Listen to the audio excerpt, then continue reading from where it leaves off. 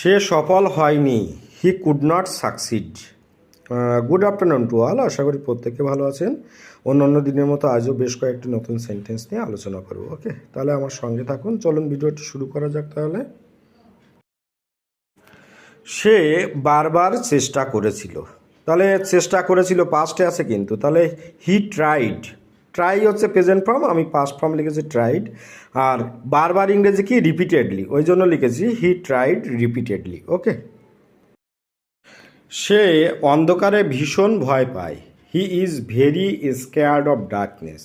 আচ্ছা, এখানে স্কেয়ার্ড মানে হচ্ছে কি, ভয় পাওয়া, আর অন্ধকার ইংরেজি কি, ডার্কনেস, ওই জন্য লিখেছি he is very scared of darkness. Okay, তার এই কাজটি করার সামর্থ্য নেই, He is not capable of doing this. সে তার পরীক্ষার প্রস্তুতির জন্য ব্যস্ত, He is busy with his preparation for the exam. আমি তোমার কাছে সাহায্য ভিক্ষা চাইছি, I beg of you for help. মেয়েটি অঙ্কে খারাপ, The girl is bad at mathematics. বাসটি কলকাতার দিকে যাচ্ছিল, The bus was bound for Kolkata. তোমার সম্পদ নিয়ে গর্ব করা উচিত নয়, You should not boast of your wealth.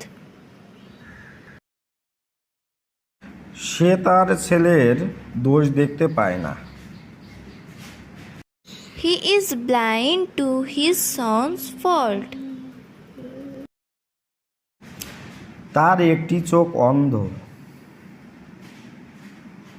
He is blind in one eye. তোমার পড়াশোনায় মনোযোগ দাও, Pay attention to your studies. পকেটমারদের থেকে সতর্ক থাকো, Beware of the pickpockets. আমার দিদি আমার অসুস্থ মায়ের সেবা করে, My sister attends upon my ailing mother.